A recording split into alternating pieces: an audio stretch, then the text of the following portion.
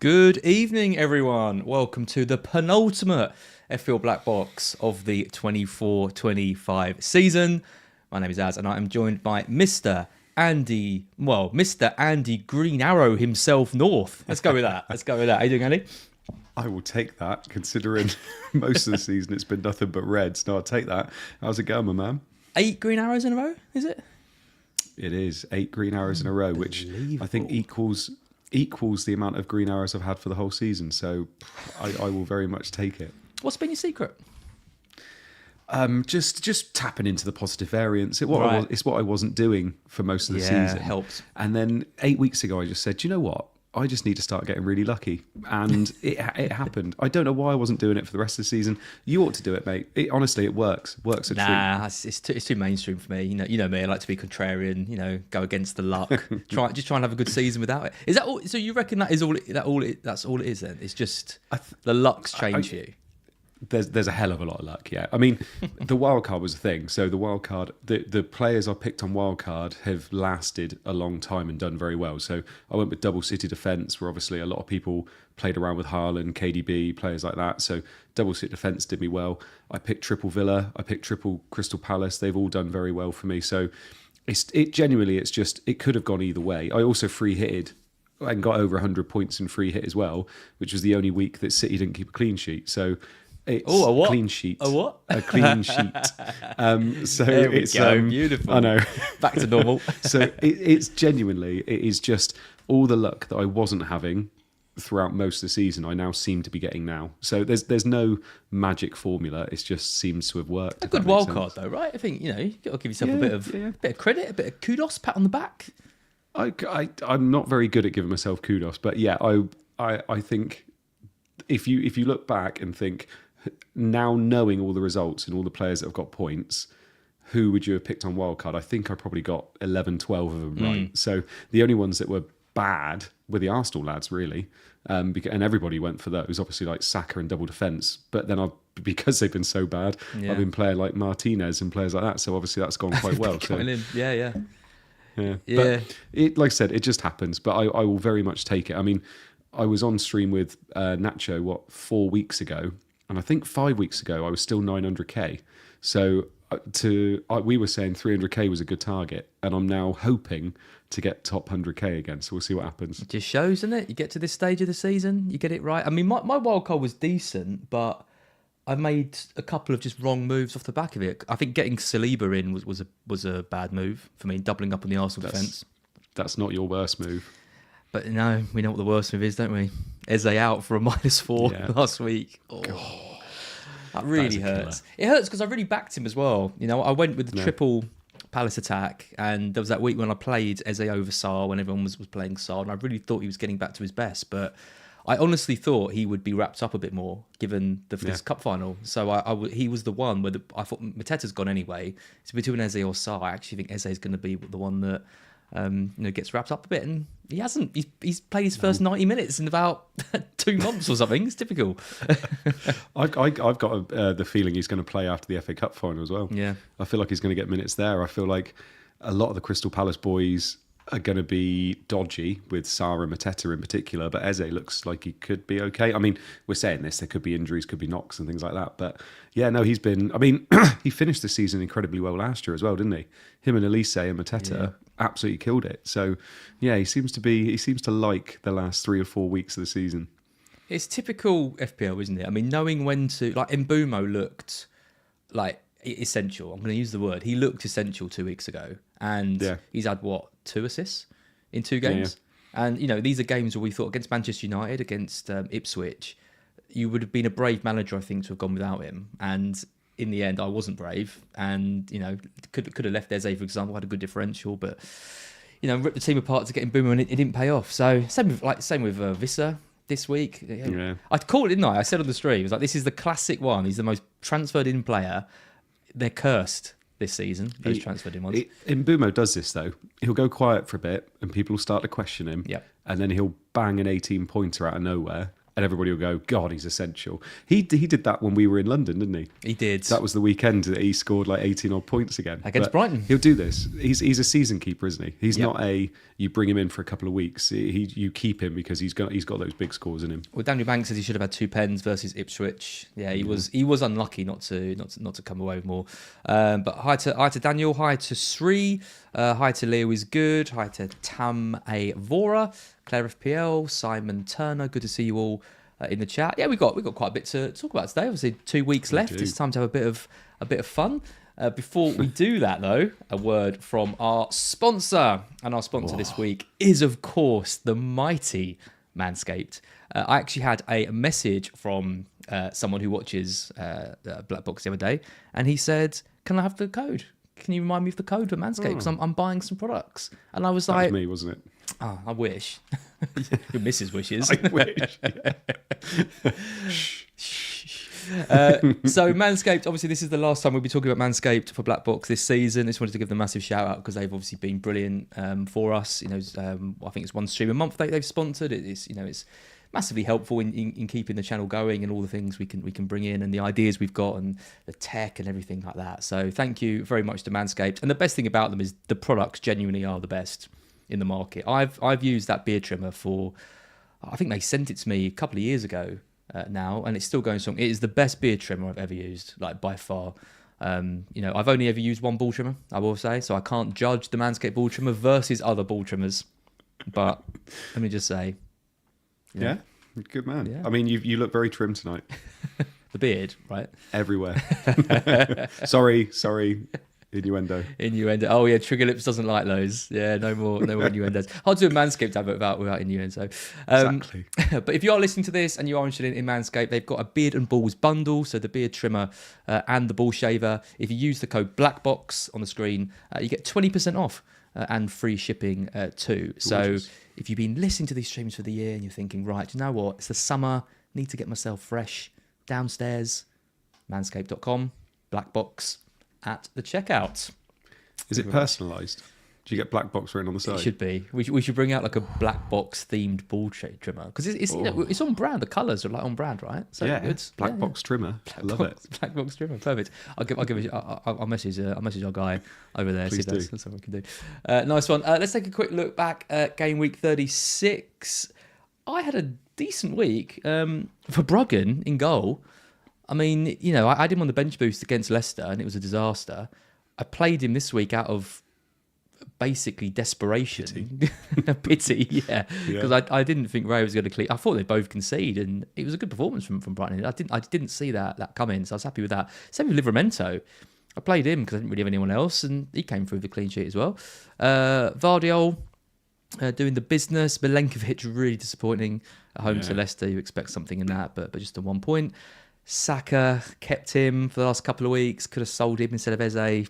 It's not been good. I need something from him. He had a good chance, mate. He did, and his stats are good. We'll talk about him in a bit. And this game, could Arsenal aren't firing, are they? But Newcastle, the last home game of the season, could be all right. And then it's Southampton. So I'm glad I've got him for the final 2. But it would have been nice to have got something from him last week. Yeah.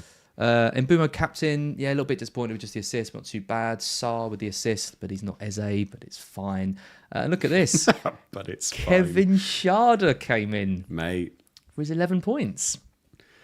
Schade and Verbruggen got you those points at the same time, didn't they? I remember messaging you saying you're in dreamland. Schade was the one, mate. That's a great little pick. Well, I only got Haaland to free up the funds for Schade. That was Haaland was the maker. That's not true. You brought in Haaland and freed up funds so you could get Schade. That's what it is. That was what I was trying to say. Yes. Yeah. Thank you. Yeah. Was it? Yeah. Sorry. So no, it's fine. I didn't. I'm not articulating myself very well. But yeah, Haaland came in. Salah left, so I took a -4 to take Salah out. If you told me that I'd take a -4 to effectively do Salah to Haaland and Haaland would blank and I'd still get a green arrow, I would have bitten your hand off for that. Life. So yeah, I just saw that. Obviously, we got the leak that Haaland was starting, and I'm sort of hovering around the 200k mark, and I just thought, surely that's a good differential against Southampton. Surely Man City are going to score 3 or 4 goals, and he's going to be involved in those. Oh God, what was going on? What was going on in that game? 0-0 with Southampton.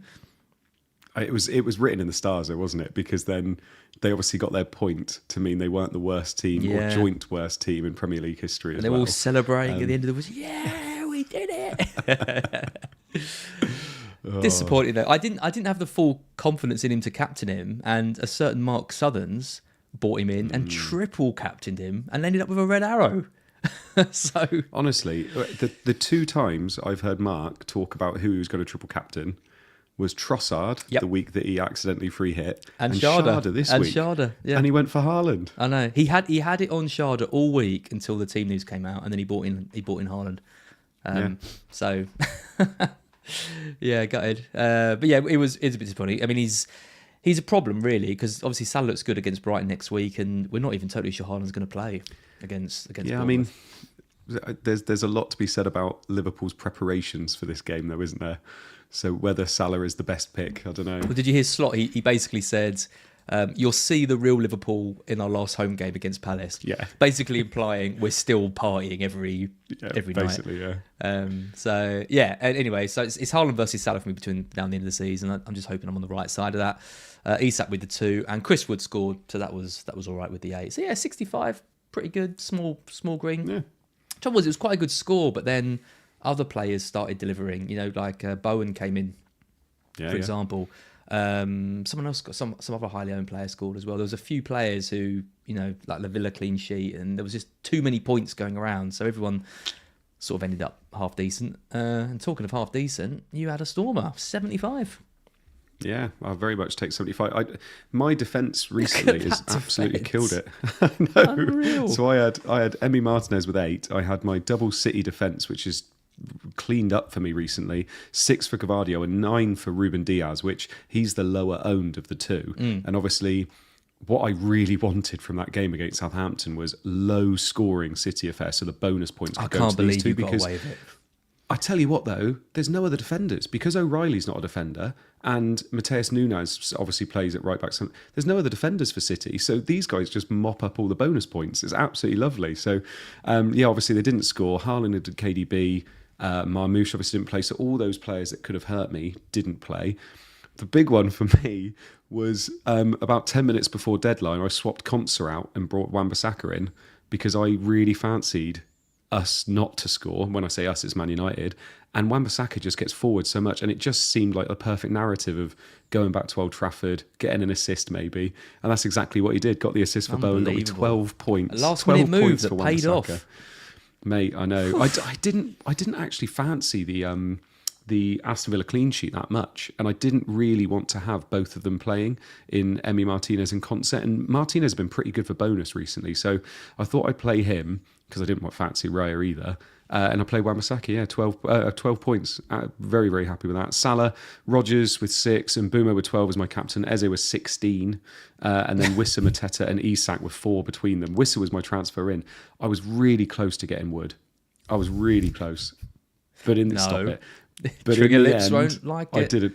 That would have been 82 points this week, but obviously I wanted Wissa for this fixture coming up now as well. I wanted to have Mbeumo and Wissa for Fulham at home. I thought that'd be quite nice. So, yeah, 75 points up to 121k. Like I said, I think in game week 28 I was 900k. So I thought I was going to finish, mid-table obscurity around 400k. So to be close to 100k, I'm very happy. Yeah, I mean, there was 1.8 between us last week. There's now, 15 points? Something like that. So the gap is starting to widen. Our teams are very, very different, though. I mean, you look at your team compared to mine. We've got Vardiol and Isak, but I'm selling Isak this week. So we're going to have one player the same going into the final 2 weeks. That is pretty fun. We've got Sarr as well. I mean, if he comes in, but you probably won't be playing him, will you? Because you've got yeah. So yeah, we're gonna have one player the same going into the final 2 weeks.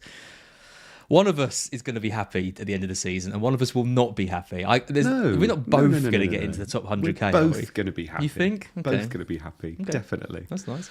I mean, this is how the great, the good is shaping up. I put Mark and Luke on here now. Luke hasn't had the same luck as you have. He's going back to his old ways. He's trying to steal that march and improve. He captained Vardiol this week. Didn't Well, it did pay off, didn't it? I suppose 8 points. Yeah, You pretty cut about. There's not really anyone who six. Did better. 6 was it? Oh, he's not getting. Or did he get 8? I think he got some bonus, did he?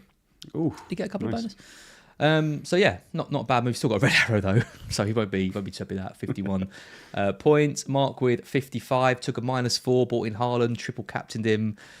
2k red arrow. I reckon he was really confident about that as well. He was like Haaland hat trick, top 10k's on, massive haul, all that. Didn't pay off for him. You and I, we are mid-table.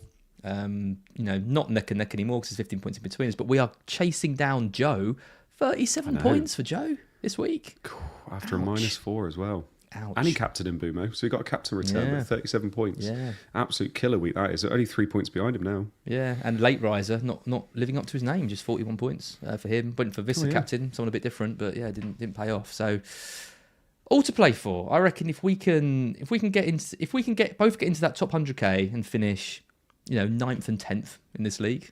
Oh, be pretty happy with that. Be pretty happy with that. Take that. Nice. 2 weeks left then. These are the final 2 fixtures for all the teams. We got Ipswich at the top of the ticker. They got Leicester and West Ham. Brighton at the bottom. I think that's a little bit misleading though, given Liverpool party time. God knows what Spurs are going to be putting out in their next 2 games. So I mean, if you have still got, I know Luke's got Minte. If you've still got players like Matoma, not the worst ones. Yeah, now maybe we're getting a little bit desperate, but the attackers probably not. Pedro's back soon, isn't he? Pedro's probably back in the next week, or yeah. But is he back next game? Maybe. Yeah, he is next game of the league. Yeah, nice. I mean, I wanted to talk about obviously the poster boy for this episode is Watkins. To me, forget this list. To me, the best fixtures any team has got between now and the end of the season is Villa. Right? They play Spurs at home this week on Friday, who are going to put out, well, we can see the kind of team they're going to put out. They're probably going to put out a team similar to this, which they put out against West Ham, which saw a back 4 of Spence, Davies, Danso and Gray. I mean, 3 of those are not in their right positions. Like Davies, I know Davies has been playing at centre-back, but he's more of a left-back, isn't he? Danso isn't the centre-back. Gray... Didn't Kinski play as well instead of Vicario last week? I think Kinski could come in as well. They haven't got Kulusevski, so I don't know who's going to come in for him. I doubt it's going to be, like a player who's going to play in the final. And then Odebear, Richarlison and Tell. I mean, even Tell could be. They could put out absolutely like anyone. I mean, this is probably this is a better team that's probably going to be out against Villa on Friday. So they've got to be a team to target. I mean, you've got 3 Villa already, haven't you? So you're not going to be able to get Watkins. To be fair, it's done me well over the last couple of weeks to have double defence on these teams that people are getting attacking assets from. I've got Martinez, Concert and Rodgers, but if I didn't have Trippier, I would be getting Watkins this week. I think with those 2 fixtures, like you said, they're playing Spurs, they're playing United. With 2 weeks left and looking at it as a 2-week block, they're the best team to invest in, aren't they? I mean, if I didn't have Watkins, do you think Isak to Watkins is a slam dunk move now? I'm doing it. Yeah, I'm doing it. Again, it depends on what you want out of this season. Like if I do Isak to Watkins and Isak scores against Arsenal, gets a hat trick against Everton, I'm finishing 200, 300k, 400k, maybe like that. Yeah. But it doesn't really matter. Like it's 100k or bust, isn't it? Yeah. You am or you amn't in the top 100k. Exactly. And there's quite a few people, by the way, in the chat saying about aren't Spurs going to play a stronger team? I was going to get to that. That is, I just don't see it. I don't see it. I don't. Both Amorim and Ange got bitten by playing, some better players in their last fixture. Yoro went off injured, and Amorim looked livid that he went off injured. Kulusevski's now injured, and he's just had surgery. They are literally. I think Ange even came out and said, "I'm wrapping them in cotton wool," and that is literally what they're doing now. It's just all about the final, isn't it? There's 2 things. One is like what they're going to play for, like morale to get a bit of a win streak going, and they're not going to win anyway. No, exactly. They'll play this if they played their strongest team against Villa. I reckon they'd still lose. Villa are red hot at the moment. I don't even think he wants to risk like playing a strong team and losing in that game. No. Secondly, he's like you said, he's already said they're going to wrap him. Also, he's complained so much about the amount of games they've played. Yeah. If you saw his last interview, Postecoglou was saying the reason we have struggled in the league is because we haven't had a break and we've been playing in Europe and they get into the semi-final of like the cup and stuff. And it's like, well, yeah, he's obviously going to rest players this week. He's obviously going to give them a break. He does not care about this game at all. Maybe we're completely wrong. Maybe he throws a curveball, he plays a strong team, but I would imagine it's going to look very, very similar to this. But there's so much to play for Villa as well, though, isn't there? That's the other thing. Like, It's not like we're discussing this and it's West Ham. Like, we're discussing this in the fact that it's Villa at home. Villa are, going for Europe. That you said they're probably one of the most informed teams. It just, everything spells out, 3-0 win? It's got to be, right? I would be amazed if Villa don't win this comfortably, which is why the Isak to Watkins moves make sense to me. Because, Newcastle could win that or nick that, but you wouldn't expect that to be a high-scoring game. And Everton as well, on the final day, it wouldn't surprise you massively if Everton showed up and put in a decent defensive performance. Whereas they're going to be playing this team, and then next week Villa are playing United, and this was the team they put out against Brentford, after those, in between the Europa Cup game. I know this is going to be after the Europa League final, but again, we could see some of these players coming in because Amorim has basically, again, written off this season. Does he put out the strongest team he can against Villa on the final? I guess it's their final home game of the season. I think it'd be fairly strong. I mean, this was the team we played, but at least we scored 3 goals, I guess. That's true. So we scored 3 goals against Brentford, so at least there was something. Well, that's what I mean. But there's players here who are going to be knocking on the door for next season who performed quite well in that game. So maybe Amorim gives them a chance. Yeah, I know. I mean, it is looking good in terms of if you've got Villa assets or if you want to invest in Villa assets. I mean, you're obviously going to bring it up in terms of Watkins' stats, how he's actually looking underlying stats-wise. It's an interesting, because if Asensio plays with Ramsey out, Tielemans out, you'd think Asensio plays. So does that mean Asensio's on pens rather than Watkins? That obviously dents him a little bit. He has missed 2 in the same game. Yeah, in the same game. So does that mean Watkins is now on pens? I mean, Asensio normally only pays 60 to 65 anyway. So Watkins, I'm assuming, will definitely be on pens for 20, 25 minutes at least. But I don't know. It's going to be an interesting. Watkins isn't exactly the striker. He's not like an Isak, is he? Like, definitely on pens. And if it's a home game, you expect him to score some goals. How confident are you he's going to get you 2 returns? Well, he also hasn't got the full backing of Emery, which is the worry with him. And there's 2 narratives, isn't there? There's one which is, he hasn't got the full backing. He's probably going to get sold in the summer. Is his head really in the game? Blah blah blah. Or there's the other narrative, which is he's got the bit between his teeth. He wants to prove that he should be starting every week in week for Villa, and he's didn't start in the Champions League. Game against PSG, and he's absolutely livid about that, and he wants to prove a point and all that. So pick your narrative. I think the goal that he got in the last game is big for him. I mean, Villa have been winning. He's been playing. He's been scoring. So I'm not too worried anymore about his minutes. And I mean, again, I just look at that Spurs back line. He's gonna have chances in that game. There's definitely goals in this game. Like they're projected 2.65 goals this week. It's the highest. And I'm assuming we'll look at Romsey later, but it's the highest predicted. I'm assuming that's probably going to go up as well before the end of the game week, with everything we've heard about Kulusevski and like with the rotation we're expecting from Spurs. So yeah, there's going to be goals. And I mean, if you can go Isak to Watkins, I get it. It's not even that. It's also the fact that Watkins, that Isak sounds like he's carrying a knock and he's ready for surgery in the summer. So there's something going on with him as well. I think it makes a lot of sense as a move, but it will be the most popular move this week, I think. Yeah. No, I like it. M. Darrowell, one of our Godfather team members, saying 300 plus watching. Please hit the like. Lads and ladettes, yes, please do. If you haven't liked it already, make sure you do that. I mean, we've talked about Villa against Spurs. Obviously, I showed the Man U team. Okay, we think the team's going to be stronger next week. But what about this week? I mean, Palmer, for example, right? You've got to fancy Cole Palmer, haven't you, against this? If it's a back 3 like this again, Shaw, De Ligt and Fredrickson. People have been fancying Palmer for about 2 months now, and it's still not working. I mean, they're the second highest projected scorers this week, and probably rightly so, to be perfectly honest, because United, even Amorim's getting a bit annoyed with how little United are trying at the moment. So, Yes, I do think Jackson out is a bit of a hit for Palmer. I think Jackson obviously got sent off. He's now suspended. I think that's a big hit for him. But with Palmer on penalties, obviously any week he could do something. I don't know how much I trust this Chelsea team, to be perfectly honest. And not only that, you've got to think the reason why I love Watkins is because he's got a good fixture in the last game week, whereas Chelsea don't. They got Forest away, haven't they? And They've got Forest away.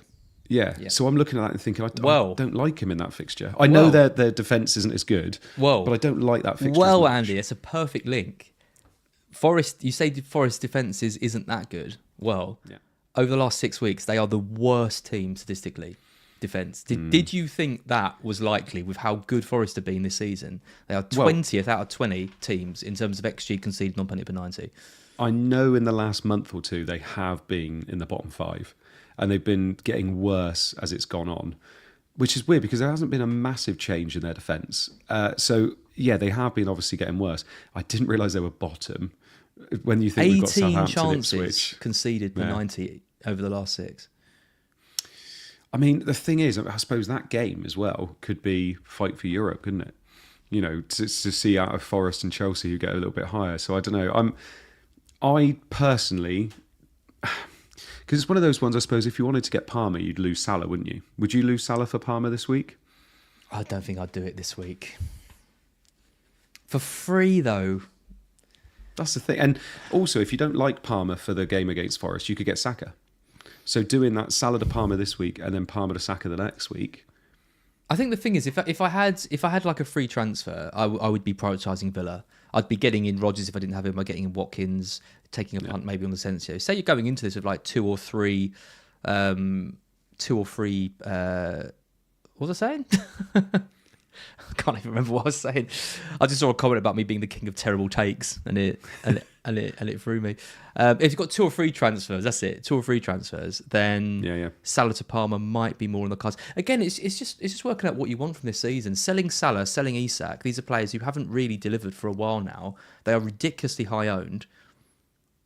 Now might be the time to do it and chase, because if you're languishing around 200-300k like I am, your only chance of getting into the top 100k is by selling players who are going to have like 100% EO and going for ones that are lower. And it's not just a case of just throwing it at the wind and hoping for the best. These are players with good fixtures, something to prove. There's all the things that we like to see, and you're selling ones that maybe haven't been performing. So I don't hate it. Brighton 4th, by the way. Yeah. Yeah, do you know what? We defended really, really well against Wolves. It was really nice to see, because we've been poor for a while and we've been seeing too many goals. We're playing same stupid high line, all the time. And obviously we had Van Heck back. Webster was in. I got a message from someone saying was really happy that Dunk finally got the clean sheet. I've had him for ages, and then I realised he didn't play. Yeah. I was like, yeah, typical. Hinchelwood wasn't at right back. He's been playing there, and we looked a bit more. Don't know. We had a bit more balance about the defence. So yeah, fair play. I can't see us keeping any clean sheets over the next 2 games, but it's nice to see us in 4th anyway. Yeah, it's a really tough one this week in terms of how much do you attack this week, and then how much do you attack 38, because if you've only got 1 free transfer this week, Watkins is obviously somebody you can attack with. I guess Palmer is as well. And then next week you've got teams like Bournemouth who are at home to Leicester. You've got teams like Arsenal who've got a good fixture as well.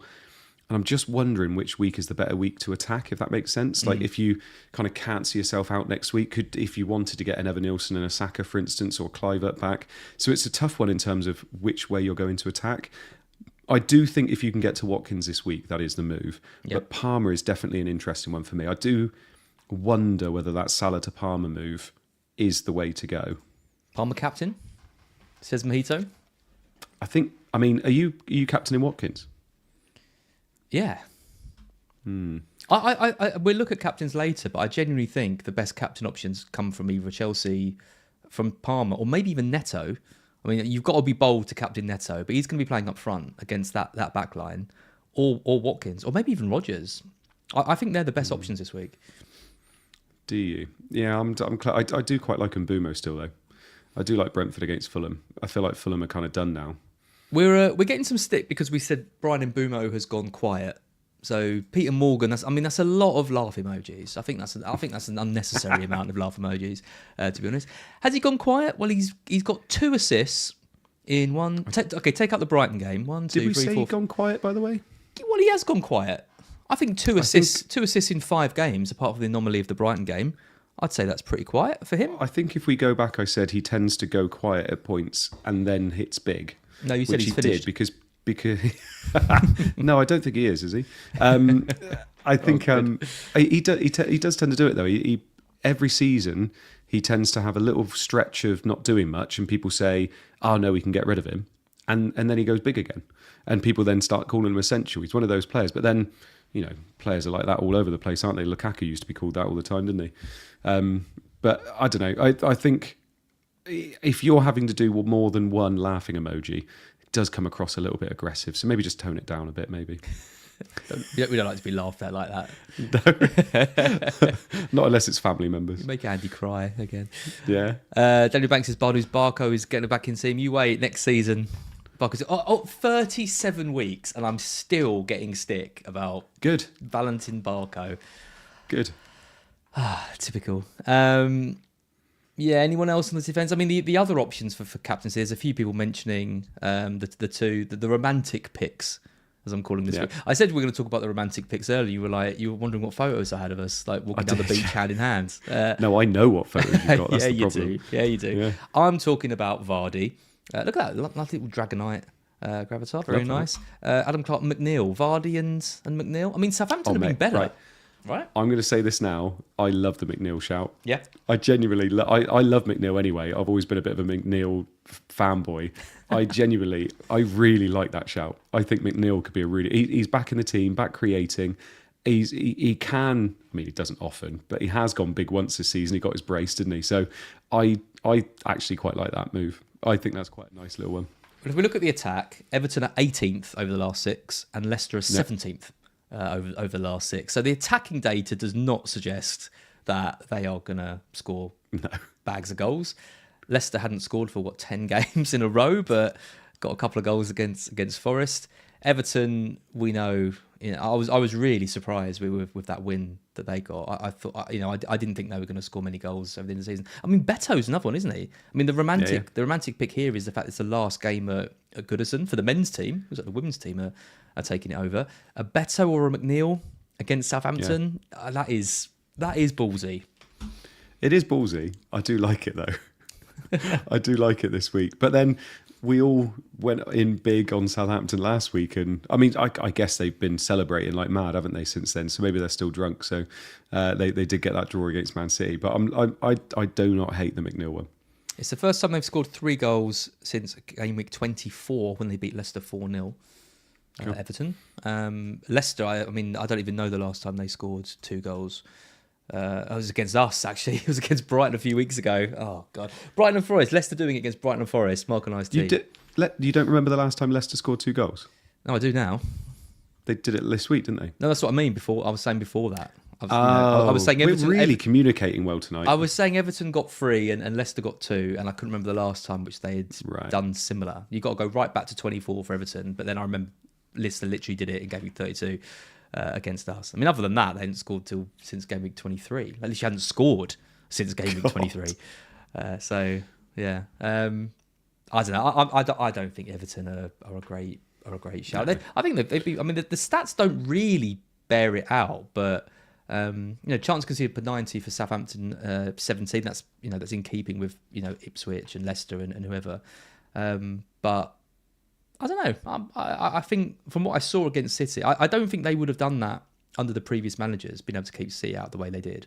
There's obviously a new way of playing, and it'd be interesting to see what Everton do. It's not for me. What about Vardy though? Vardy, I think, is the more exciting one, right?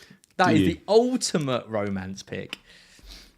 I think it kind of gets to a point, doesn't it, where how much are you really looking at this and thinking this is just a lovely romantic narrative, and obviously he wants to score these goals, but I look at it and think they're just so bad at an attacking sense, aren't they? And I know they're playing against Ipswich, but I don't think Ipswich. What were the team data defence for Ipswich? I'm assuming they were. They're right down there. They're right above. Yeah, just above Forest. Yeah. I don't know. I personally, I don't like it that much, but if people want to go for it and want a nostalgic pick, obviously they can do it. But what they do in Isak down to Vardy. Would it surprise anyone too much though if Ipswich won that game, or if Southampton won that game against Everton? I think the Southampton one would be quite a surprise, but Ipswich could walk away from that winning 1-0 easily, I think. I'm just saying I'd be much more surprised if Spurs beat Villa or Man United beat Chelsea, or there's other things. You've got to play the odds a little bit. I think they're fun players to own, but I think captains might be going a little bit far. Yeah, it's one short of 200 goals as well. It's his final game, and he needs that one goal. He's got to score against it. He's going to get one. I'm sure he's going to get one against Ipswich. Yeah. I had a dream. I'd like to put some record. I had a dream that... Here we go. Martin Luther's coming up. Jamie Vardy. What a speech that would be. He was wearing the number 37 shirt, Vardy, in this game. Right. He scored 2 goals and got subbed in the 37th minute to huge cheers from the crowd. So do with that what you want. Brilliant. I'm not sure what to do with it, but I'm. It's there for when he gets 2 goals for 37 minutes, you can think of me. Zubin makes a good point. Obviously, the other romantic last game is KDB. We know he's on the programme already with his crown on. Yeah, he's going to get the minutes, isn't he? Yep. Do you like that one? I don't hate it. I think the problem is, obviously, we've got no idea what's going to happen in the FA Cup final. So the FA Cup final happens on Saturday, doesn't it? And they play on Tuesday. We've got no idea. And the same with the Palace boys. So we've got no idea what's going to happen in that game. There could be injuries, there could be anything. I think captaincy for any Man City and Crystal Palace players is madness, because you've got no idea whether you're going to have that captain for Tuesday. But if you own him, I think, playing KDB is fine. I mean, we're talking about obviously getting rid of Salah for someone like Palmer. Do you think we've missed the boat now doing Salah to KDB, or do you think this is now... I think so. It feels like it, doesn't it? I think so. I think the fixtures for Palmer, I prefer to City's ones. I think that Bournemouth game is a tricky one. Bournemouth are a good team on the day. They're just going to play the final. They'll either be partying for the week, or they'll be all moping and annoyed that they've lost that. So it's a tricky one to call. There might be injuries. You never know who. I just think it's risky to transfer in a player like De Bruyne when he could get a knock. Right, he could get a knock in this game and be a doubt, and then you're sweating going into the final. The final couple of games. I think Salah to Palmer's the one I'd be doing. I wouldn't be getting De Bruyne now. So a few people saying in the chat, by the way, as well, which was there's Brian here saying about Pep cares more about the league than the FA Cup. It's probably true, to be fair. And obviously they have to win the games in the league as well, so they're going to go strong. But it doesn't mean he has to play De Bruyne. But De Bruyne will be playing that game in the league as long as he gets through the FA Cup final. You just don't know what's going to happen in that game. We've had it a few times this year, haven't we, where games have happened before the fixture, if that makes sense. So with FA Cup and things like that. So it's not ideal, is it? But I just don't think I could captain a player knowing that they might get a knock before they even play the game. See, I don't think KDB starts the final. Really? I think he misses that and he gets saved. And he gets saved for that home game and maybe plays some minutes coming off the bench. But would I bet the house on it? No. It's a theory. It's all theories. So, what are you doing with the Crystal Palace players? I'm playing Sarr this week, but I'm not overly happy about it. This is the thing. I could take another hit and go for someone like McNeil, and risk it a bit. But I'd love that. The trouble is, Palace. He seems to just be going strong every week. He doesn't seem to be rotating and resting. So, they've got a bit of time to recover after the cup final. I think he probably goes strong again, right? Sarr's the one I'm worried about. I think Eze, Munoz will play, and Mateta and Sarr are the ones I'm worried about. I mean, Mateta's barely playing minutes anyway, so I am a little bit worried about that one. By the way, Heroic Doses says, who does the chat thinks wins between Az and Andy this season? I'll do a poll. Yes. Yes. God, come on, don't let me down. Brian saying Luke. You've come in, yeah. I think it's safe to say Luke will not be beating us this season. I am saying no such thing. Who wins this season? Yeah, no, I am a little bit worried about the Palace boys, especially Mateta. I think Mateta, obviously I was going to get rid of him last week and then the Marmouche leak happened. So I do think Mateta is So would you... tough play. Let's come straight on to mids then. Say you've got Mateta, say you've got Sarr that you said you're worried about. I mean, would you be looking to move these players on then this week? You're going to sell Mateta. Is that what you're saying? Not this week. I think Mateta could be somebody that goes in game week 38 for someone like an Evan Nilsson, who I'm eyeing up quite a lot. Yeah, gotta be. I think at home to Leicester, I really want to be able to make that move, but I do also want to be able to bring Saka in for their game as well. So I'm looking at those two players and thinking I'm probably going to roll this week and bench Mateta. I think I'm going to bench Mateta and Sarr this week. Mateta's minutes have just been, managed so carefully, and Sarr, he hasn't really done it much when he's played anyway. No. So I think Eze's still the play. Munoz is just ridiculous and he'll play anyway as well. But yeah, I don't think you have to sell Mateta this week unless you're struggling for a first 11. Well, the other option is I could sell Sarr for Rodgers and get the double Villa midfield. Well, that's gonna be a fun Friday, isn't it? Bringing Watkins and captain in, bringing Rodgers for a hit, and then Spurs win 1-0 or something. I hate the early fixtures. is nasty. You're winning the poll, thrashing me on the poll, 75%. I can't even see it. Sam Williams says, I'm the worst FPL manager in the content creator world. I'll have you know I'm comfortably mid-table. Thank you, Sam. Yes, exactly. We've literally got the empirical evidence. We showed it earlier. 75% says you. Do you know what? I'm ending that poll. I'm fuming at that.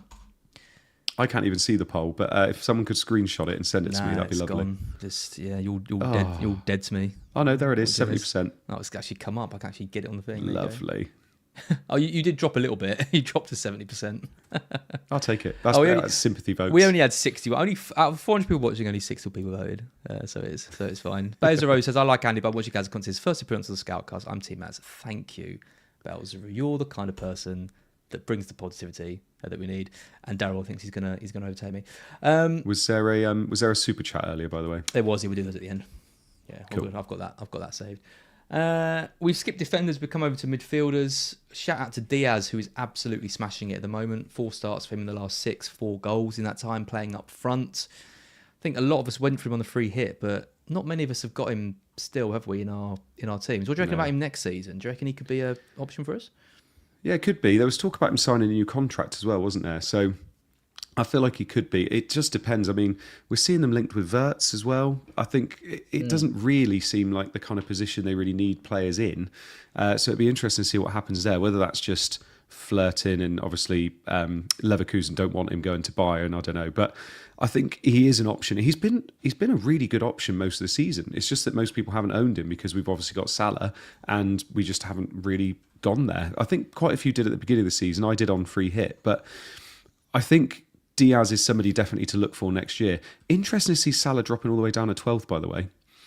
He's 12th on this table, and he just seems to want to assist everybody at the moment. Yeah, I know. He looked good, I thought, against Arsenal, and he had a couple of chances where the ball could have fallen to him, and and things like that. But he did look like he was happy assisting, didn't he? He looked like he was happy playing a bit deeper and putting balls in rather than being on the one trying to get on the end of everything. That was much more Diaz, I thought, in that game. And Gakpo's header, I think, sums it up. He was desperate to get in the box and score. Looks like Salah's pretty comfortable just sort of seeing the season out, which I wasn't really surprised given all the records that he's looking to be. I'm not terrified about not owning him for the last 2 weeks, which seems crazy. And it's interesting that he's started to drop below 100% EO now as well. So he doesn't even hurt you if he does do anything, which has not been the case most of the season. It's really interesting to see his Saka in 5th, though, because I think he is going to be the most transferred in player in game week 38. I guarantee you, yeah. Even if he blanks against Newcastle.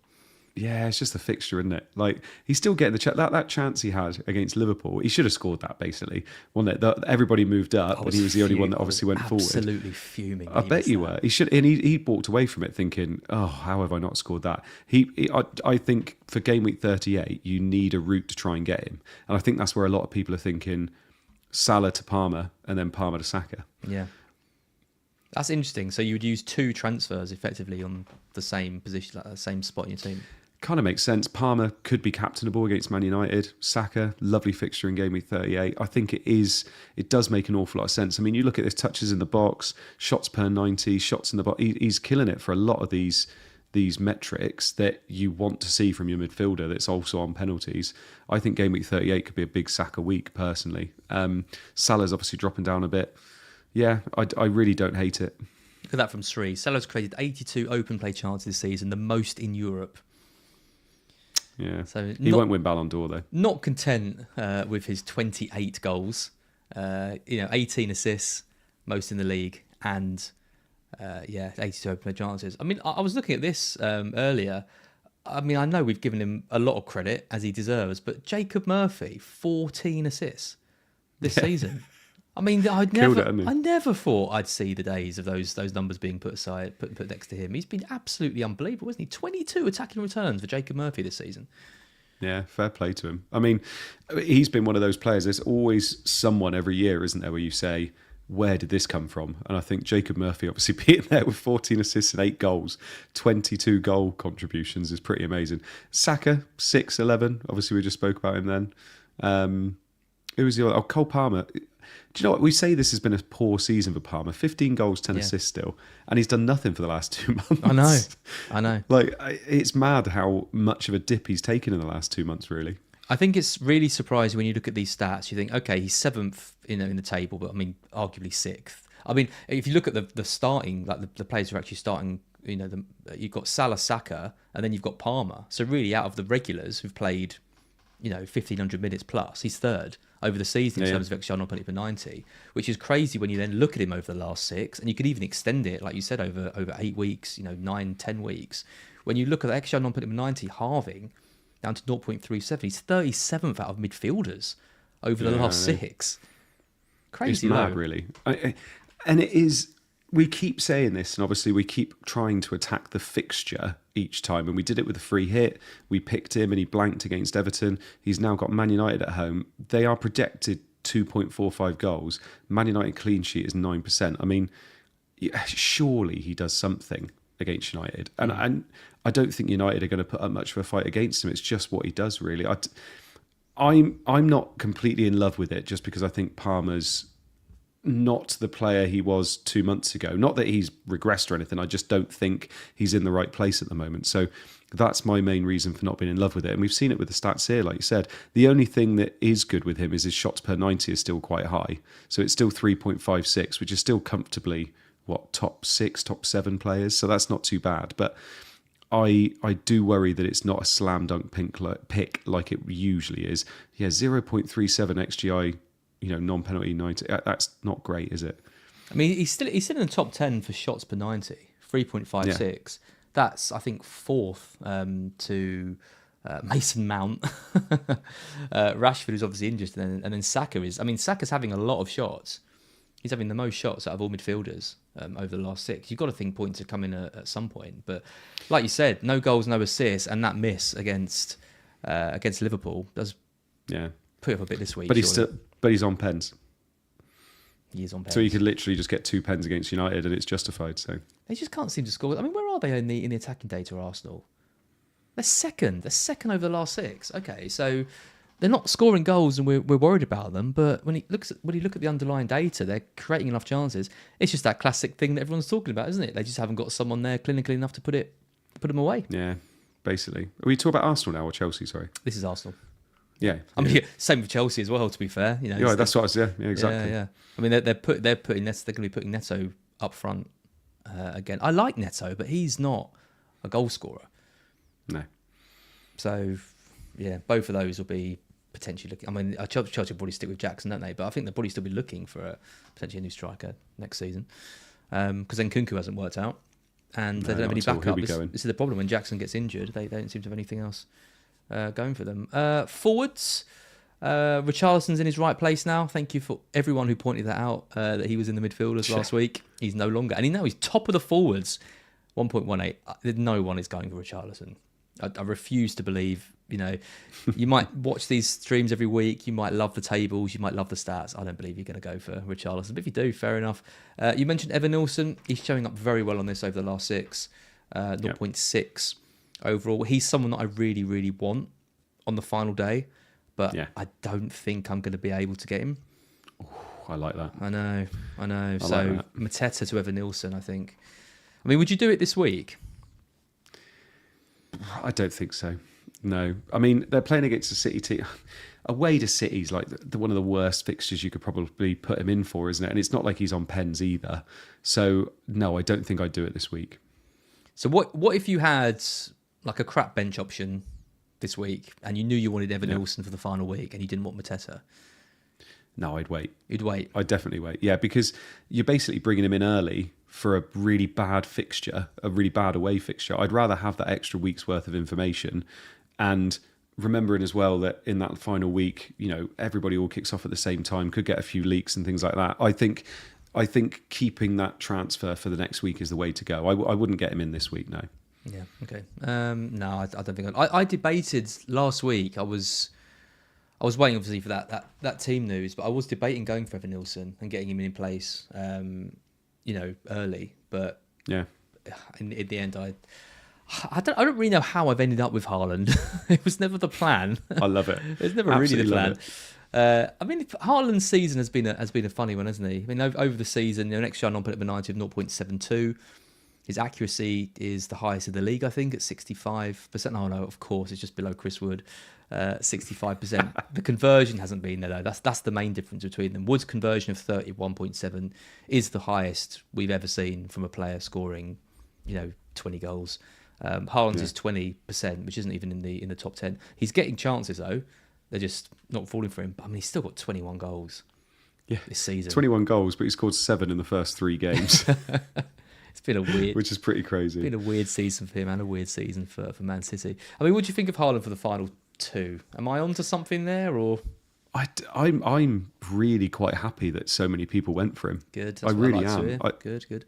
I am. I mean, the only issue I've got is obviously Salah needs to be banging to really make it hurt for those people that went to Haaland if they got rid of Salah, for instance. But I'm quite happy. I think he plays. I think he plays the games because they need him, and when Haaland's fit, he plays. But I'm quite happy people went there. I'm absolutely shocked people went back there. I know it was against Southampton, but all people did was complain about Haaland for weeks and weeks and weeks. Like, you know, he ruined people's seasons. Like, and they went back there happily. It was, I don't know. Do you know what? I watched the game. I'm going to eat my words, but no, I'm not sure you will. I watched the game and I watched them just not put the ball into him, like constantly. Like, he was making runs into the box and they just weren't looking for him. They were just passing it around, trying everything they could, but not getting the ball. And I think he had like 2 touches or something in the first half, or something absolutely ridiculous. And I was like, oh yeah, this is exactly what's been happening like all season. Nothing's got better. I don't know. It's kind of messed me up because my plans for the final day were to bank the transfer, or move for Evan Nilsson early, but really focus on getting Evan Nilsson and Bowen in for the final week. I'm not going to be able to get both of them now. Not without major surgery to my team. So I've got to prioritise one of them. I kind of feel like I messed it up a bit, you know, because I had that plan to get them both in for that final day. And if they both go off on the final day and I'm stuck with Haaland away at Fulham, who isn't getting any service, I'm going to be really, really annoyed. I think he gets you a goal in the next couple of weeks, but oh, thanks, Andy. I think it's hurt you in terms of the options you have moving forward, which is obviously where it's not as nice. But I'm saying this, he's the type of player, you know, he's playing for second best team in the league.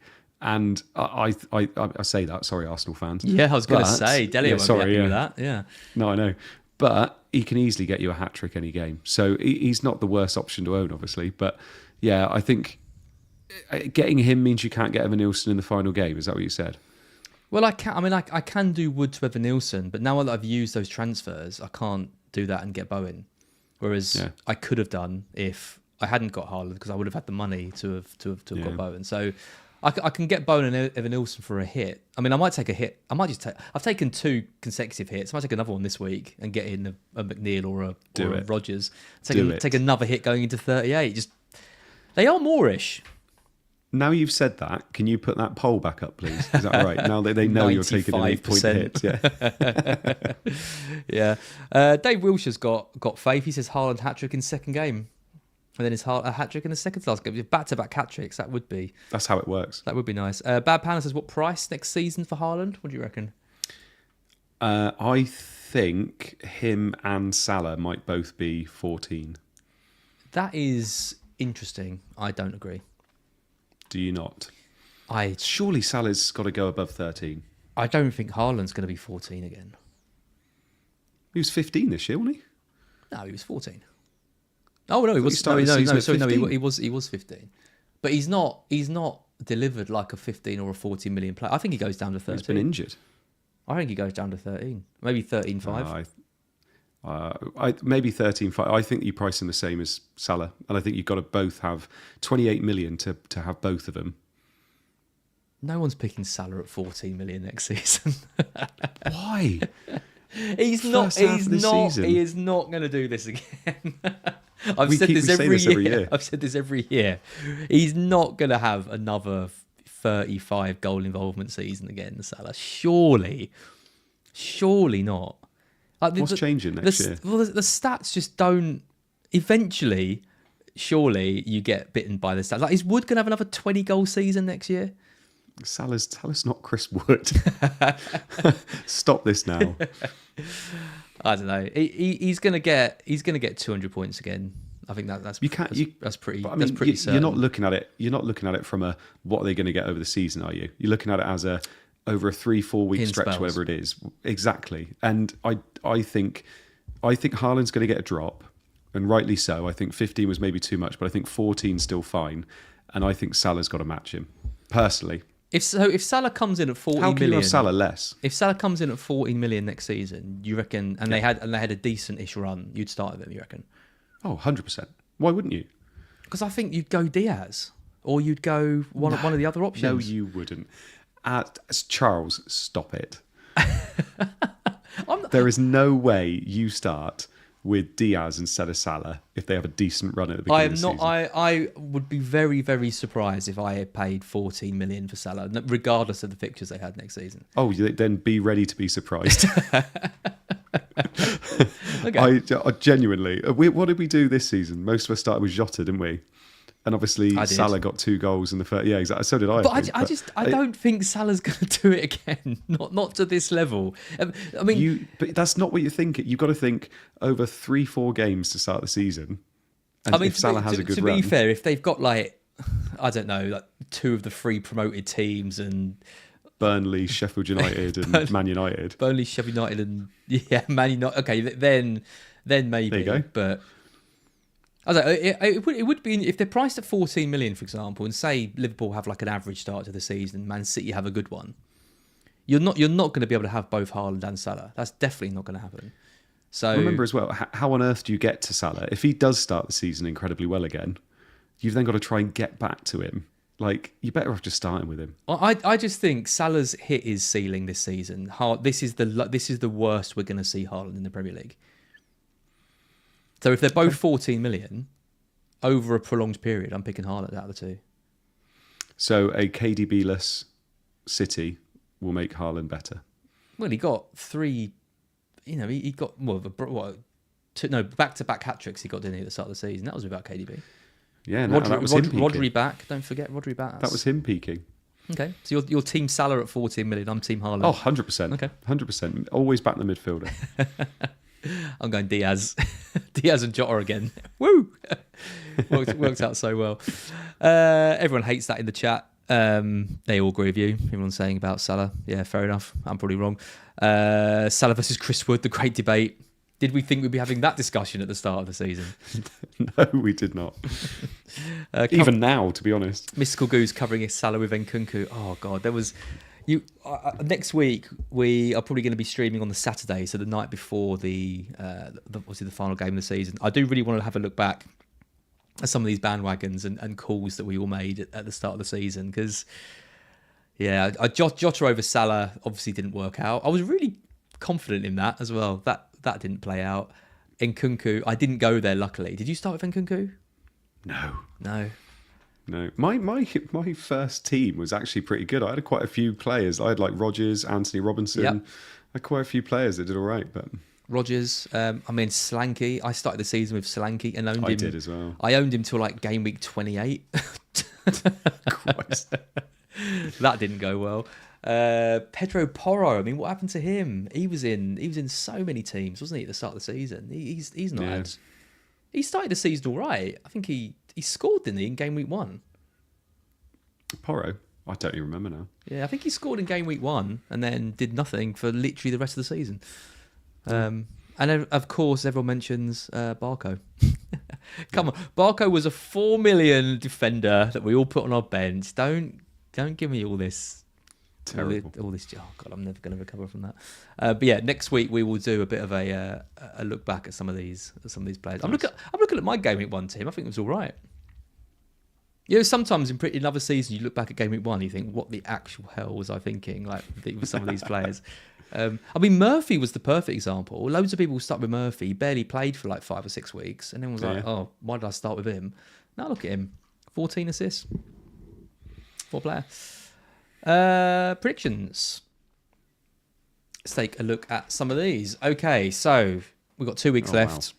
Wow. I know we've got some big calls to make.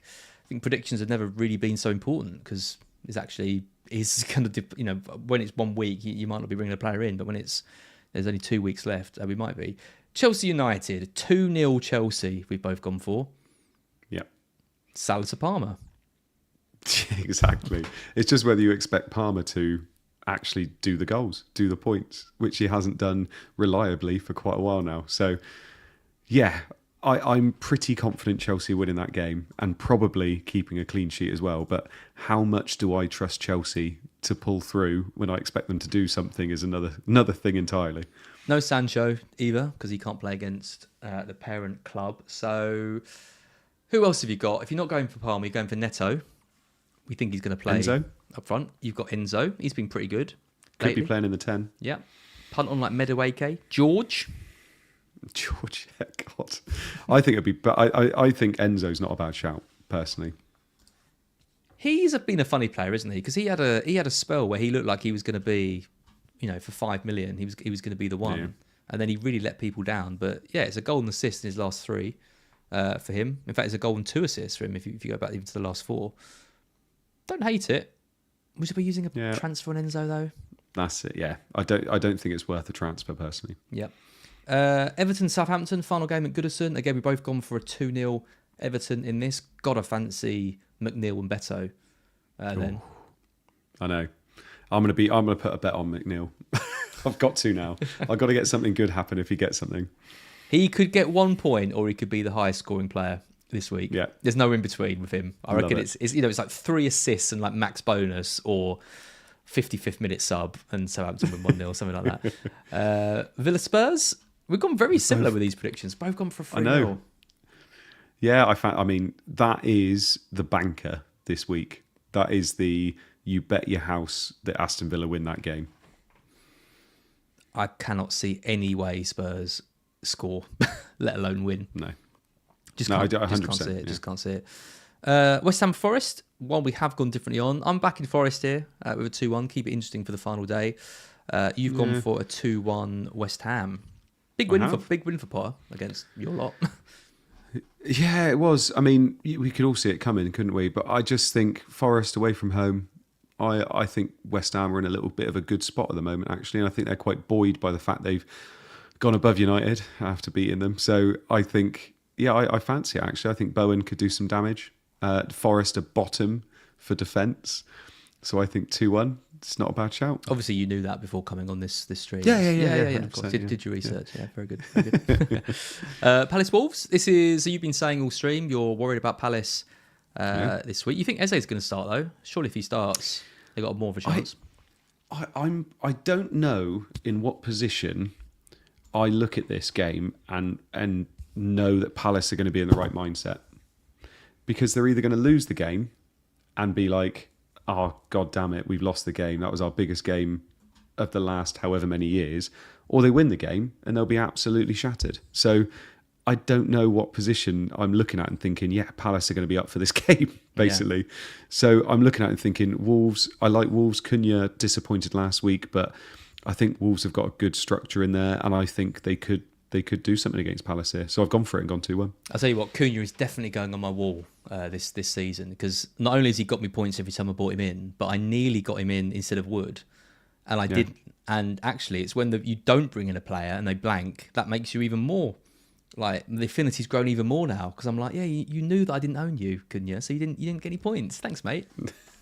He's a lucky boy to not be sent off. He is. Oh, I can't wait for him to completely transform the atmosphere in the changing room at United. He's exactly the kind of player United need. In exactly the kind of position that you don't need as well. Like, I'm going to be excited because there's not much to be excited about. Not when you got Mason Mount. No, operating in that stop it. He's a young lad. He's going to do well. What would it be then? It'd be Delap and then Fernandes and Cunha behind him. So what does that mean for Garnacho? What does that mean for Mount? I mean, Amorim seems to really like Mount, like genuinely. Yeah, so does he it'll play be, deeper? Ahmad right wing back, Dorgu left wing back. But there's going to be players signing and stuff as well. So it's quite hard at the moment. Yep. Leicester Ipswich. Jesus Christ, what a game. It's the Vardy show, isn't it? It's the only one. Yeah, I've gone 2-1 Leicester actually, but this could easily be just 0-0 and they both walk off into the sunset. Yep. I did see a stat about a Leicester player earlier. El Canouse. Yeah, like him. So, Fantasy Football Scout, obviously you can listen to the stream and listen to Andy and I's sage wisdom, but probably better is to go over to Fantasy Football Scout and read the amazing articles that are being posted over there. But yeah, El Canouse, is he sharp on the midfielders? Is he on it? He might not have enough starts to justify it. Yeah. 14 chances he's created though over the last 6 weeks, with the same amount as De Bruyne and Mbeumo. 10 shots. 5 shots against Southampton just for one player is crazy. And he's been talked up by Van Nistelrooy as well. Will Van Nistelrooy be in charge, do you reckon, next season? God knows. I mean, I don't talk to many Leicester fans anymore, but he could be. They could make a change. I mean, would they miss him that much if he left? I don't think so. Where is El Canouse on these stats tables? That's what I want to know. He should be under midfielders. Is he really not featuring in the top? Because those are some pretty good stats. Let me just check the... Where are you, El Canouse? I mean, this is what the people want. I don't know if many people are going to be going for him, but I read that article on Scout and I thought he's not on it. No. Not on it. Interesting. I'll have a quick look at that. I think he should be on it somewhere. But yeah, a few people talk about Garnacho as well. What happens to him? Do you reckon he gets that spot at left wing back potentially, or do you reckon he's sold? 1974 says he's gone. Cash cow. Mahito saying in the chat that Bruno could drop back and then Garnacho could play in that 10, which he easily could do. I just think we'd be mad to sell Garnacho, but it's something we do because of PSR and everything. So we'll see what happens there. Mainu's the same, but I don't know. We'll see what happens. I've long past given up knowing what United are going to do now. So long past given up with Man United in general, haven't you? Exactly. Can you keep talking? Because I want to find this El Canouse thing. Keep going through the predictions. Go to the predictions. Go on. Talk us through. Talk us through Brentford Fulham. We've both gone for a Brentford win here. Az has gone for the Brentford clean sheet to be wiped out, whereas I've gone for 3-0. I genuinely think Brentford could score a few here. I think they've shown over most of the season they could score the goal. So I think 3-0 against Fulham, and Fulham away from home. I think this is probably going to be one of the fixtures that's quite nice to target. So if you're Mbeumo and Whistle owners, that's quite nice. The Arsenal game, Az has gone 1-1, whereas I've gone for a 2-1 Newcastle win against Arsenal. I don't see what Arsenal are going to have against Newcastle. I do think Newcastle will run out of this as winners, which might be controversial, but I quite like that shout. I was quite surprised at that prediction of yours, 2-1 Newcastle. Really? I mean, if Newcastle... What have Arsenal shown you recently? Well, I think if Newcastle lose this, they're not going to finish second. Yeah. But if they do win this, they overtake Arsenal. And massive game. If Arsenal don't finish second this season, then that is an absolute disaster of a season for them, I think. I do think Newcastle got it in them to win this game. Yeah. I really do. And I think I look at this and think I don't know what Arsenal have got to win this game, really. And I could, again, eat my words, but I think Newcastle will get it. Or the other thing that happens is they're both so scared to lose and it finishes 0-0. Zubin thinks 0-0. I was just about to say. Yeah. City Bournemouth then. I'm really hoping Haaland starts this one. I've gone for a 2-1. By the way, as well, I'm assuming the timings are wrong for this because Crystal Palace and City should both be on the Tuesday, shouldn't they? I need to have words with Lee about the timings. The trouble is, our guy who does... Because also Villa's changed to the Friday as well, isn't it? Yeah. Our guy who does this lives in Australia. And sometimes, the time zones are mental anyway. So if stuff changes like recently, then it might affect it. But also, I reckon he gets a bit confused when he's trying to work out what teams are playing when, which is fair enough. So yeah, we need to sort that for next season. Maybe don't. If you're planning your week around the timings on the predictions BlackBox sheet, then probably don't. 2-1 City though, both gone for that. Yeah. Seems fine. I don't think Bournemouth are going to have enough away from home against City. And then finally, Brighton-Liverpool. I'm backing us here to get a draw. You, on the other hand, backing a Brighton win. Yeah, I am, mate. You can come on again, Andy. I think the odds are going to start shifting in Brighton's favour, to be perfectly honest. I think that this is the kind of fixture Liverpool do not want to be playing in.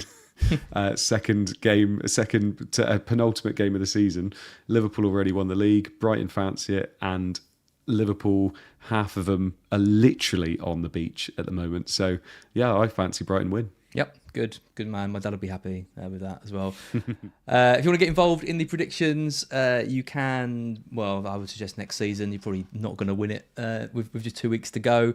But yeah, do get involved in this next year. I'll be putting some details of that for our Patreon members over the off season. But we've got Hesmo at the top, 269 points. You get 3 points for a correct score, 1 point for a correct outcome.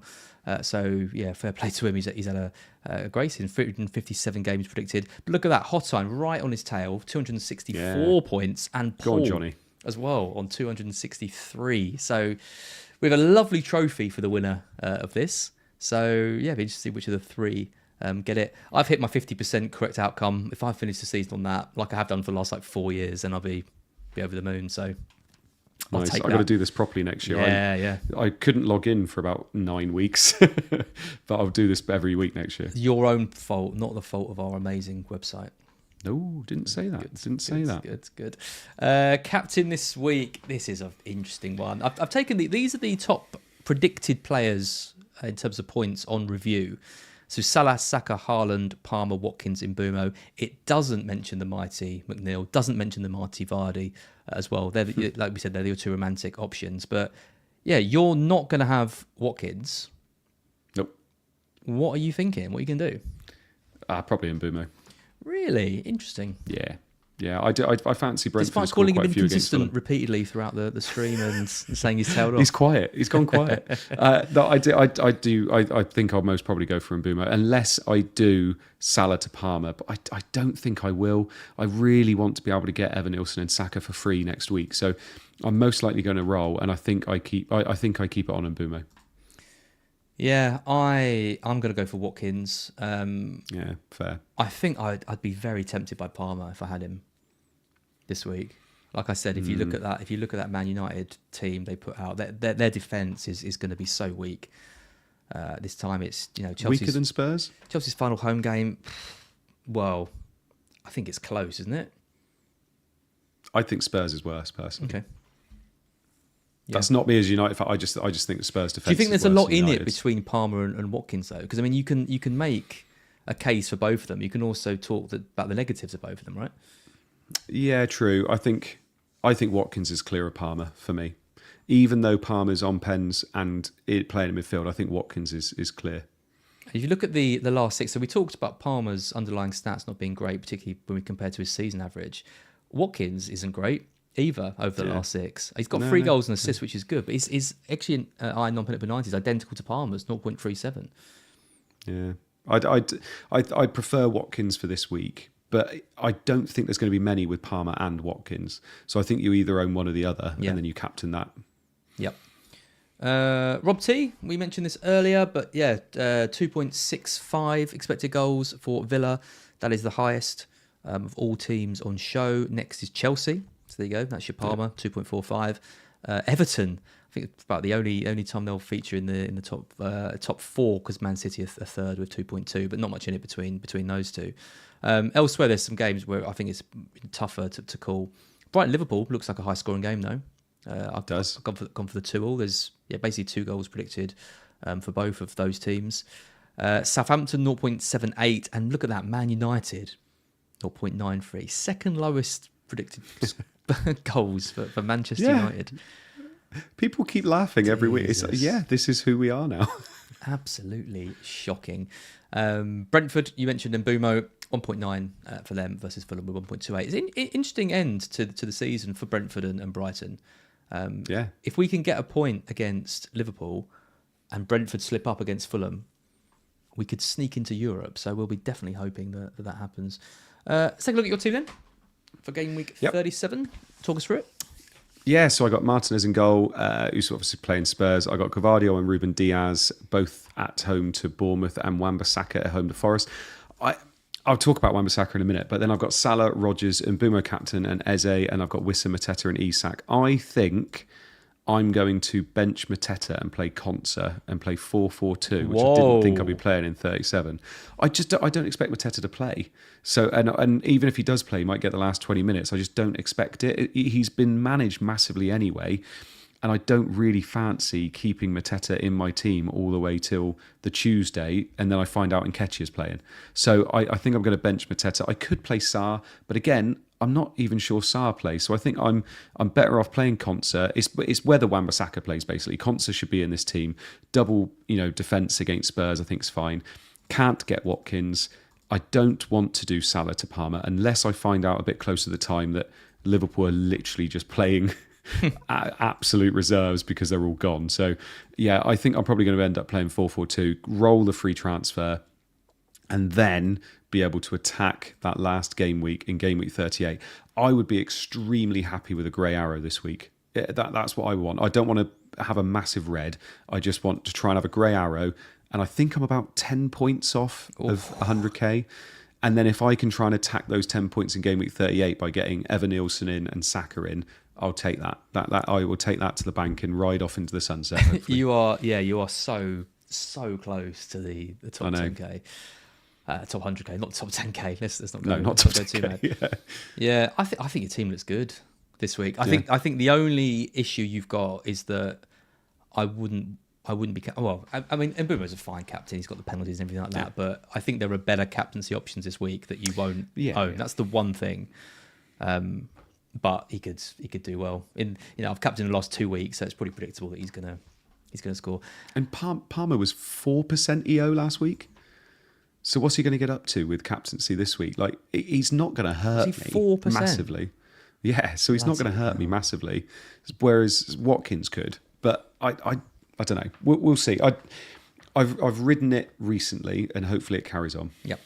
Wayne Robinson says, if you had Watkins versus Mbumo, who'd you go for? I think I'd be on Watkins. Be on Watkins. Yep. I think I would, yeah. I think Watkins is the best captaincy shout this week. So if I had him, I think I would. Dave Wilshire, by the way, says, would you captain McNeil? If I had him, do you know what? I'd fancy it a little bit. I really would. Even puts, come on. I know. This is me. I've got Ray in goal with Vardiel. I've got Bradley in at the moment. It's either Bradley, Sleeb, or Livramento. Don't really want to play any of them. Yeah. But I think Bradley probably starts again, and then they give Trent. I mean, what did you make of the booze for Trent? I know. I'm not going to go into that because I went into it on my timeline, and Liverpool fans are a very passionate fan base, and they think very differently to everybody else. So I was surprised personally, but then I don't know. Liverpool. Look, I'm not going to get into it massively, like I said, but I was very surprised. I don't think Trent plays again. I think it's just Bradley now. Yeah. I think given that reception, like you play a player on the last home game so they can have a big send off and a big like thing. You play him at home, they boo him in the when he comes out and shakes hands with everyone. It's not exactly. I think Bradley starts. I don't think they were really expecting that reaction for him. Judging from some of the interviews and from some of the other players. It's interesting because like I remember when I was very much in agreement with Brighton because when we had Potter, I think we played out a 0-0 and it was just absolutely ridiculous and the fans booed. And I went on Twitter back in the days when I was using that and I posted saying, yeah, good, like the team deserved to be booed, like they were, we could have played that game for 500 minutes and not scored. God, the amount of stick I got for that opinion. So I don't know. I think like you, I was very surprised they booed Trent, but there's a lot of stuff that goes on when it's your own club that sort of gives you, I don't know, more context about it. Yeah. So I don't really want to say if it was the right thing or the wrong thing to do. Just like you, we'll sit on the fence. We'll sit on the fence with that. I've got Saka, I've got Mbeumo, I've got Sarr, I've got Sharda, I've got Haaland for some reason. I've got Isak and I've got Wood. So yeah, Isak to Watkins. I didn't realise you had 0 Villa. 0 Villa, yeah. So no wonder Isak to Watkins is slam dunk. The reason I went for 0 Villa was because I was wild regarding at the time when they had the Champions League and the Cup. And I was like, okay, Rodgers is the only one I want here. But I thought he would miss one of the games, and he didn't. I was completely wrong about that. And then I just wanted to avoid all the others, Asensio, Rashford's, Watkins. You'd never know which one was going to start. And at that point, they hadn't kept a clean sheet since like game week 10. So I thought, everyone's going for Conser. Did you not see it coming? I just didn't have your foresight, Andy. That was a problem. Come on. That was a problem. So yeah, I completely avoided them, and it's now coming back to bite me because I wish I had some of these players. But yeah, Isak to Watkins captain is the plan, and then it's do I do Sarr to Rodgers for a hit? I'd be tempted. Yeah, I genuinely would, because I mean, Sarr I'm not even sure plays, and if he does, gets 1 point. Rodgers we're expecting to do okay. I think it's worth it personally. Yeah, I think you might be right. That might be what I do. BlackBox League, we have Jake Poprowski in first, but Ahmed had a big score and he was out of it, but now there's only 30 points behind it. So a couple of differential captains, he could be back in it. Abhinav C is in third. 20 no. 25. 23. Yeah. To be fair, 23 is closer to 20 than it is 30, so I'll give you that. Abhinav C in third with 2581. Thomas Danes in fourth, 2577. I think it's probably between those top three for now. Steve Bunn in fifth, Sean Tracy in sixth, Matt Allen in seventh, Ronald Rattel in eighth, Lee Delve in ninth with 87, a big score, and Jamie Machette in ninth. And looking at the Godfather League, so our patrons, we've got Jeremiah Johnson, who is currently the favourite for that trophy. He is 30 points, or 29 points ahead of Steve Hurst in second. Nice. Jonathan Tingate in third. Thank you. Quick maths. Ryan Ellison in fourth. Salnek Gosh in fifth. Joe Silarocca in sixth. Mr. Planet FPL James Linden in seventh. James Rao in eighth. Jonathan Cohen in ninth. And Doyen Kim in 10th. Good seasons, everyone. And thanks for supporting the channel. As always, a couple of super chats. We had this from Zubin earlier. Isak and KDB to Watkins and Palmer for a -4 and play the bench boost. Need to know who was on the bench boost. Yeah, obviously we can't comment because we don't know who's on your bench boost. His big boy moves for a free. I think I'd do it, but I mean, losing KDB isn't exactly an easy decision, I wouldn't say. So I don't hate it. Depends whether you're getting the two best captaincy options this week, arguably. So it might be worth a -4 because you're going to be captaining one of Watkins or Palmer. But I think it could easily bite you. But we're not expecting much from Isak this week. And KDB has got to could potentially play in the final yet. So I like one of them. Watkins. As in, I like what either or. So either do Isak to Watkins or KDB to Palmer. Oh, I see what you mean. Yeah. Isak to Watkins and keep KDB probably makes more sense. I think the hit's too much. I mean, Isak to Watkins. That's what I'm doing. If I had KDB, I wouldn't be selling him this week. Yeah. So yeah, I think Isak to Watkins are free. Play your bench boost. I mean, you've got to use it this week or 38. I think it's better. Yeah, exactly. I mean, not knowing your team obviously, but it's probably better to use the bench boost in 37 rather than 38 because 38 could, pretty much everything's going to be decided. If you've got a bench boost, you've still got a couple of players who've got something to play for. Now's the time rather than leaving it till chance. Where they try and get some minutes into new players, or you never know what happens. 38 is such a carnage week. I think the bench boost is too risky for that. And the other super chat we had was from Sabodget, who says play Cunha or Bowen.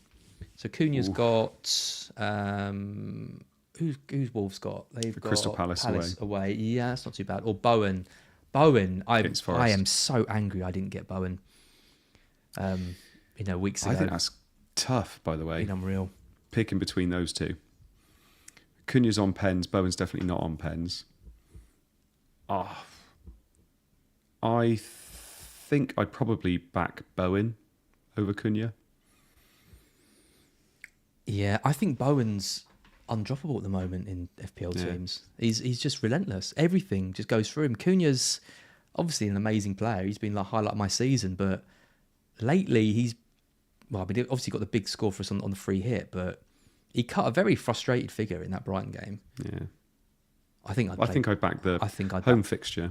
Yeah, I think I'd back Bowen. And like we said, Nottingham Forest 20th for the defensive data as well. You're backing the data, backing them at home, backing the recent form as well.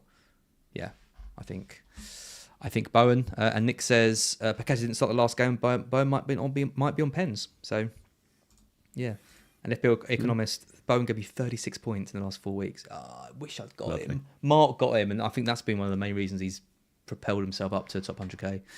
Yeah. And we'll end on this final question, which I think is probably the most important question we've had so far. Paul Morgan, who wins 100 for FPL content creators or one gorilla? Come on, all the Premier League players have been asked it. Have you seen the content creators? It's definitely a gorilla. 1,000 content creators. Are you saying that 100 regular people couldn't take down a gorilla? I think we'd lose a lot of people. We would need to make sure Ben Crellin's in the last wave, because we obviously can't lose him in the first wave. But I'm guessing he'd be like organising us, right? Like, I feel like if it was 100 people organised by Ben Crellin, and he was, but he's not allowed his laptop. Is he not? Is that not a rule? Allowed weapons? Nope. It's not a weapon to have a laptop, is it? It's a rule. You've got to be barefisted. So barefisted. I mean, it's me and you, another Saturday night barefisted. But I think Oh, Trigger Lips ain't gonna like that, Andy. Oh God. No, I think we'd lose 30 to 40 good people, but then we'd overcome them eventually. I saw a video about it, which was obviously the gorilla is a lot stronger than a regular man. We all know that. I think, but they do get tired. So the gorilla's going to be flailing around, punching things, going mad. But like in Rocky 3 with Clubber Lang, eventually Rocky just waited it out, and then just gave him a little tap, and down Mr. T went. So Matt Francis says, clearly Andy's used this question in class. I have. we haven't done English for about 2 weeks now. Just plotting out. You can do those like simulations, can't you? Where you I bet there's been some of those. I think if it was regular people, I'd back them. If it was content creators, I'd back the gorilla. I think we both agreed with that. Yeah. We got some big lads in the content creators, but not many. Andy Martin, a few people are saying yes. Andy Martin versus a gorilla. That's what the people. Only if the gorilla's pregnant. Wow. that sounds weird out of context. It does. Yeah. If you don't understand that reference, do make sure you follow Andy Martin on Twitter, exactly. And then it still won't be explained, so it's fine. No. Are you going to show us your thing? Oh, I'm not going to open them on stream. You're not going to open it on stream? No. I've started getting into something recently, and I've got a little box that I'm going to open up later, which is quite a nice little thing to open, basically. And I'm trying to do a massive pull, but I don't want to do it on stream, I don't think. Oh, I'm devastated. For the audio viewers, Andy has got a box of Prismatic Evolution Pokemon cards that he messaged me about the other day. He was like, is this a good deal that I'm getting? And I was like, yes, it's good. That is a good deal. It's good. No, you didn't. You said, I have no idea. Yeah. Well, no, I did look it up for you, and then I did say that it probably is a good deal. I can't believe you're not opening it. I was like, can I watch you open it off stream? I don't know. I mean, if people want me to, maybe I will, but I don't know whether there's enough pull for it, to be perfectly honest. Your thing had me excited. Paul Morgan, open it. That's one person. Grace says that's so cute. Yes, says Tanky. Oh, Come on, get the box open. Oh, It's what the people want. Oh, yes, is the content we want. Open it, says Cole. Do it, says Golaza. Yeah, Andy, I'm sorry, everyone wants this. Oh, mate. God's sake. I know what the pulls are, so that's good. Stop, you've said pull like 20 times. Like, everyone knows what you're talking about. Oh, yes. Right, it's open, which now has lost all its value, so it's now open. You're not supposed to open them. Exactly. Right, here we go. Matt Francis, we never got this from Mark. Exactly. It is beautiful, by the way. Wow. It is pretty good looking. Oh, Let's see what the old. even did the noise like they do on the I know. on the pull videos. So I've got some nice little dividers. Look at these. I'm really excited. Lovely little things. Look at these. Look. Oh, they're nice. lovely little dividers. So I can keep those. They're very nice. And then I've got some booster packs. Open a booster pack. I'll open one. Yeah, open one. That sounds fun. And I've got my promo card, which is the big one as well. Oh, I got the promo card Umbreon. the Umbreon That is very promo nice. cards. Oh, That's actually big. That's a really good one. yeah. So I'll take that. I'm excited. Like that. Paul Morgan, I and then can't believe you're opening the box I gave you on stream. You didn't get this from Paul Morgan, did you? I did. You did. I did. Yeah. Amazing. FPL kit it out. Amazing. Yeah. So I think. Have you, think you haven't weighed the booster packs then? Because I think the card trick is 1. I think it is. Oh God! It's Hang 2, on. isn't it? Isn't it 2 to the Getting it wrong back? here. Is it? Oh, if FPL Family Lee is watching this with Max, they'll be shouting at the screen for you to do it the right way. So I got a Hoot Hoot. Nice. I'm only going to do 1 pack. Yeah. I got a Dreepy. Yeah. You can post the other pulls you got in the Discord. So if anyone's interested, head over to Discord and Andy will post. I got a Great Tusk. Great Tusk, nice. I've got I'm seeing some shiny in here. By the Are way. you? I've got some Professor Sarda's Vitality. So nothing big yet. I've got a Suicune. Oh, nice. Quite nice. Legendary. Good. Yeah. Oh, I've got Black Belt's Training. Shiny. Oh, nice. That's nice. Is it a Pokeball shiny? I've got a Leafeon. David Wilsh, have you got a girlfriend? Not yet. Ooh, I've got a Sylveon shiny. Oh, nice. And then Basic Energy and the Habanberry. So nothing massive in there. Yeah. But we'll see. But the Umbreon's quite nice, so I'll take that the one. The Umbreon's nice. I reckon in one of those other packs you're going to get something good though. So yeah, we'll be good.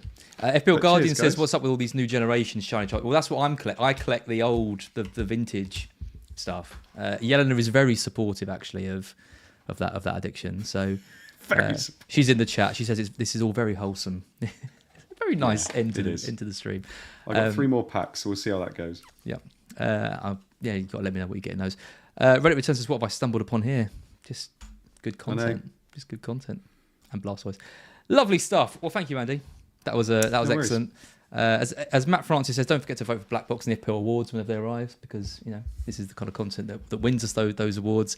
Do give us a like though if you haven't already. Do make sure you're subscribed to the channel, and do give us a review if you listen to on podcast, because we appreciate those as well. But Andy and I will be back next week, probably on Saturday, maybe the Friday, but probably the Saturday, to talk about the final week of FPL. We've got 1 player the same going into the final 2 weeks, so it should be a good end. And we'll see you all next week. Bye-bye.